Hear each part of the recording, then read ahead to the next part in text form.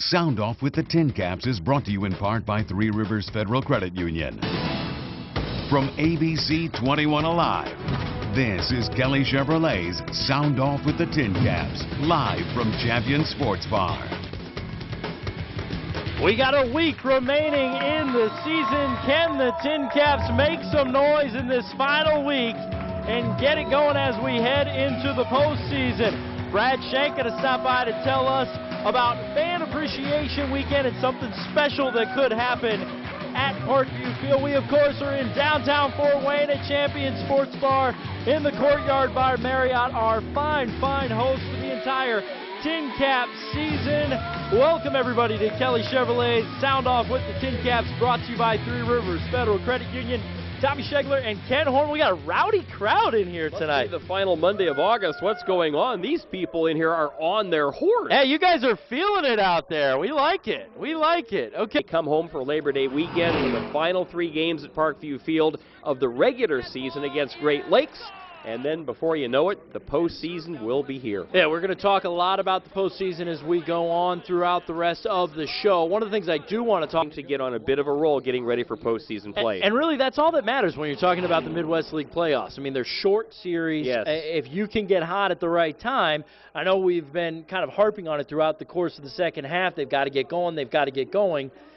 But they already have a playoff spot. Really, the only time they have to get going is in the next couple weeks. If they can do that, anything can happen. And the interesting thing is, come postseason, you just talked about short series. First 2 rounds, 2 out of 3. If you get to the championship round, it's 3 out of 5. Appetizer plater. The Tower O Rings stands in the way of the contestants. Oh, looks like some sliders in there on the play as well. Shout Out Showdown is next, everybody.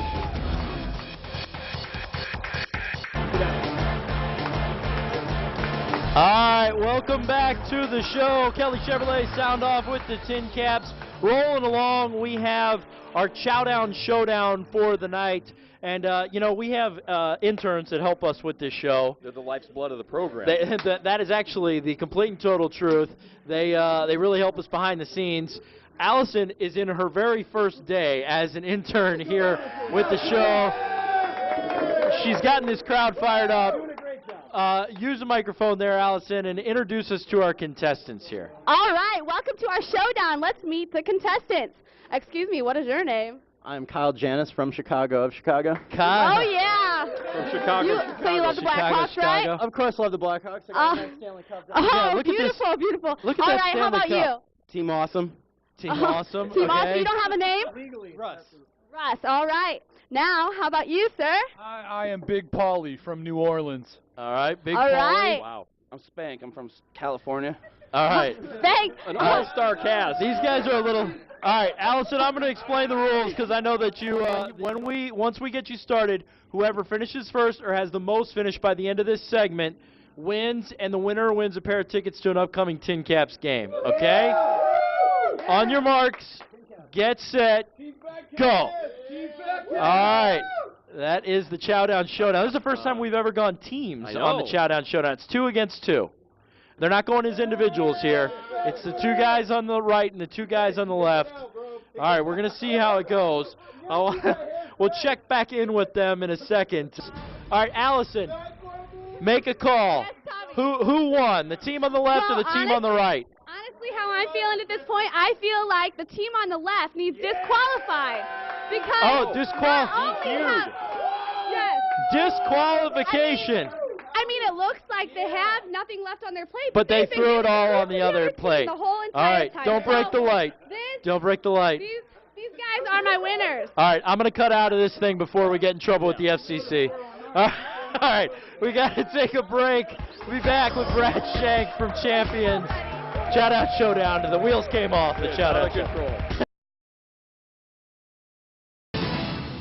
From ABC 21 Alive, this is Parkview Sports Medicine's Sound Off Special Hotel Fitness Championship. An historic day in Fort Wayne, Indiana. The PGA Tour making a stop. The Web.com Tour Finals. The Hotel Fitness Championship first round is in the books. We are live out at Sycamore Hills for the entire half hour. But let's take a look first at what the players did out there on this course today. We start with 46-year-old Scott McCarron. The PGA veteran came out, and on his 9th hole, which was 18 because he teed off at 10 from the greenside bunker, plunks it in. Can't believe it. Then later on in his round, on number 8, the number 1 handicap, he would end up with a par after that approach shot. And then finally on 9, the birdie putt goes down, and McCarron sits at the top of the leaderboard, 8 under after the first round.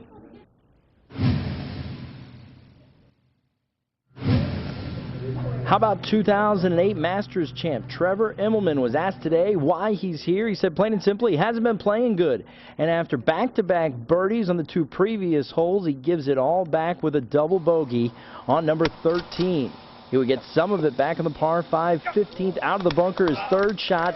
That would set up birdie. And then look at the way he finishes the round. On 18, the approach lands it just a little bit short.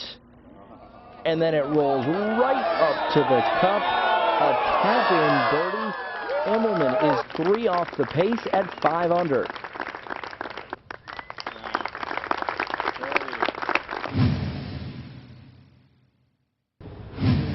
How about the start for Jason Gore? He goes birdie, eagle, birdie to start the day. One of the best Web.com players out there. And a little bit into his round, he sinks the birdie putt on 12.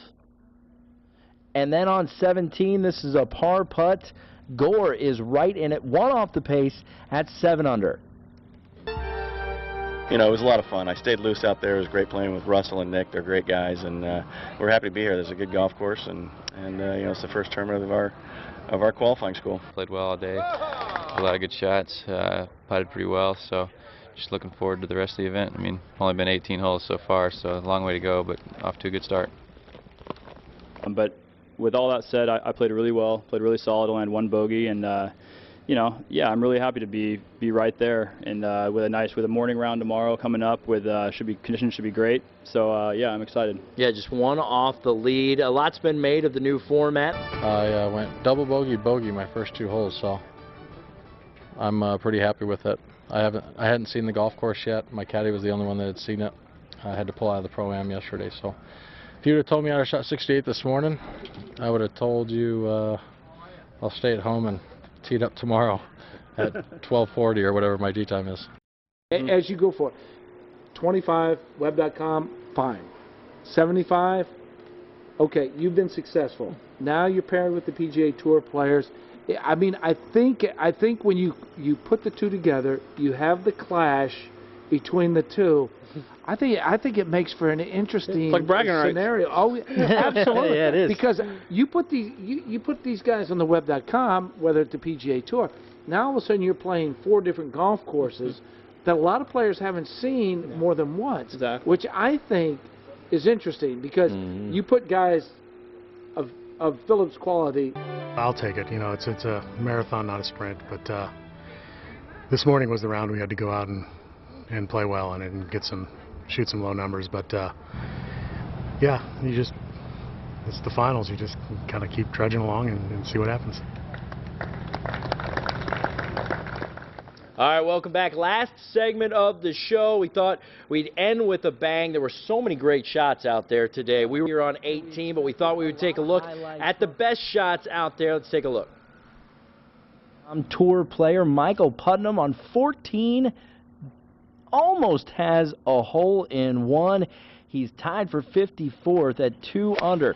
Jonathan Vegas coming off shoulder surgery. Obviously was on the PGA last year. On 18, almost sinks it on the fly. He's in it, 5 under, tied for 8th. Dickie Pride, the chip on 15 in the hole for a birdie. He is at 2 under as well. From ABC 21 Alive, your local sports authority. This is Sound Off, live from the Sport One Parkview Fieldhouse. We've got a bench clearing incident where we've got both schools out in the middle of the field where punches were exchanged and people were brought to the ground. You could blame anybody you want, but that's not the issue. Placing blame doesn't solve our issues with sportsmanship. What we need to do is figure out why these things occur, as opposed to pointing the fingers and blaming an individual or a group of individuals. A lot of fallout from the brawl between Southside and Arsenal Tech this past Friday night. That, of course, Bobby Cox, IHSAA commissioner, earlier this week. He is going to join us on the phone to talk more about this alarming subject. And we're going to take you back to 1983. Yes, it was the year that Ken Horman turned 40. It was also the year the Dwenger Saints won the first ever state championship for a Fort Wayne school. A couple of members of the team are going to join us as they are being inducted into the Dwenger Athletic Hall of Fame this weekend. Hey, everybody, welcome inside the Sport One Parkview Fieldhouse. Tommy Schegler and Kent Horman. For the record, that was the year I turned 29. Oh, yeah. You were still in swaddling clothes, I bet. Right around there, yeah. That's not too far off. You don't run from it. You don't hide from it. You accept responsibility. You accept the punishment as it's laid down. I've got a couple questions I was asked to ask you about what happened on Friday night. Won't talk about it. You won't talk about it at all? Talk about it at all. Okay. Done. Okay. Tag order on everyone who was in attendance. You heard Wendy Robinson this morning at an event absolutely refused comment on this. The Fort Wayne Community Schools did put out a statement yesterday saying that they supported the actions by the IHSAA. But as we've spoken about here, Kent, this is the fourth school in the last 4 or 5 seasons of the 8 schools in the SAC to be involved in some kind of either fight or some kind of unsportsmanlike behavior during a high school game. To me, this is the time when you want to open up the discussion. Obviously, what you've done to this point is not working. Let's open up the discussion, come together as a community, and try to figure out how we can move forward in a more positive light. Should be paid for their efforts. And just a couple of the Cliff Note versions of what Delaney had to say. He basically said that if players want to get paid, they should go and play for the minor leagues, like baseball or maybe the D-League.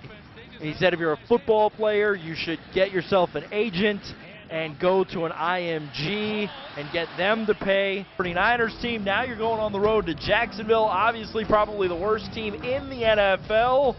You're staring 3-1 after the first month of the season, right in the face. Do you think they can pull it off? How do you feel about the Colts after the first 3 games of the season? Start calling in now, 483-8331, or you can hit us up on Twitter at INC Soundoff. We've got to take our first break of the show. When we come back, NFL talk, Colts talk, next here on Soundoff of the Sport One Parkview Fieldhouse. Play, and he did not come through. I agree. They did a great job on Kaepernick. It's going to be interesting to see. The Niners play tonight. They play St. Louis. I'm interested to watch that game and see what Kaepernick and the San Francisco offense looks like, because they got dominated the week before the Colts game up in Seattle. That one made sense. We have a full show of NFL talk today, expanding the playoffs. That idea is out there. Do you think it's a good idea? Are fans going overboard when it comes to getting in touch with the players on the field? Plus, Peyton Manning continues to light things up. We are all NFL all the time. The Bears play. Man, how bad are the Giants? If they were to give up 30 or more points tonight. You're saying that the NFL should not find a way to generate even more interest and more ratings and more money. I'm saying Ain't America great? I think that there is a fine line that you have to balance. There is. And I think that if they start expanding the playoffs, that they run the risk of diluting the product in the regular Nobody season. is better at tiptoeing that fine line than the NFL, and I actually think the players would be for this. Anything to get rid of those useless, meaningless preseason games and have another game that counts. That's the only thing I would like about it, is getting rid of the preseason games. They should just get rid of the preseason games altogether. There goes your money. 483-8331 is the number to call. You have to have an opinion on this. We'd love to hear from you. We're going to take our next break. Hopefully we'll have some calls. NFL fans, where are you? Start calling in now, 483-8331, or hit us up on Twitter at INC Sound.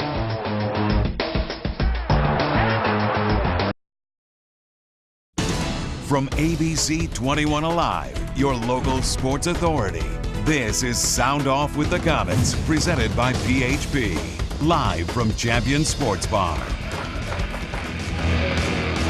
It was an off-season of a lot of changes for the Comets, but now things point to the regular season number 62 as the K's get ready to open their schedule on Saturday. Head coach Gary Graham is going to be in the house here for our season premiere of the show. Welcome inside Champion Sports Bar here in downtown Fort Wayne in the Courtyard by Marriott. Tommy Schegler and Gary Graham, welcome inside season number 3 of Sound Off with the Comets, brought to you by PHP. We are pleased to be here in downtown Fort Wayne and back on the road for the show.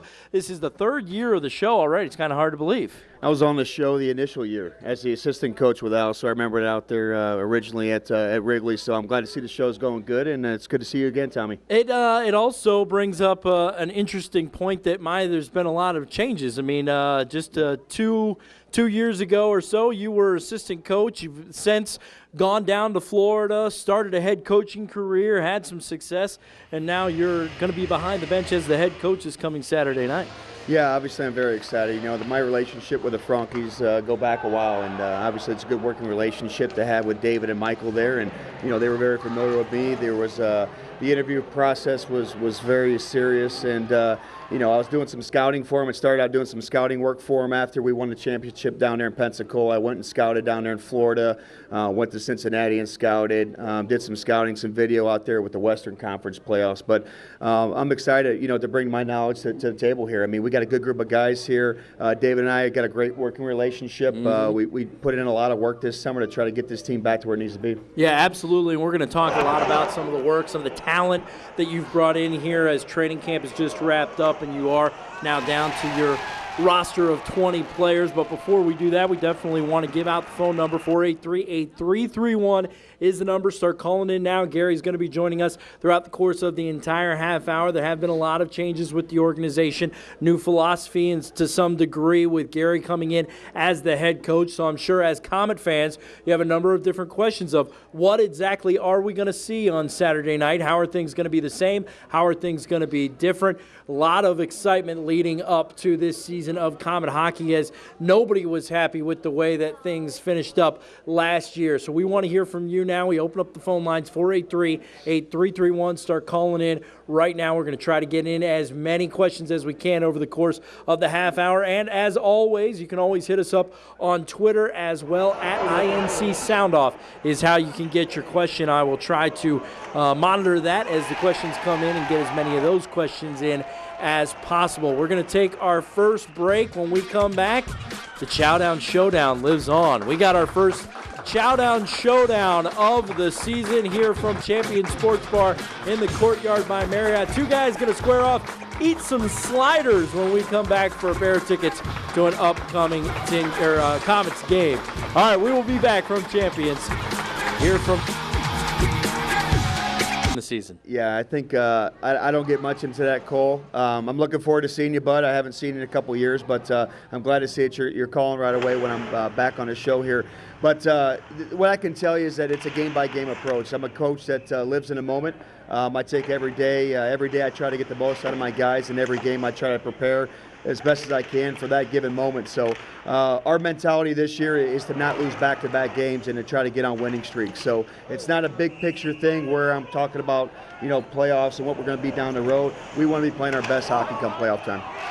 We'll be back next Monday night on Sound Off with the Comets.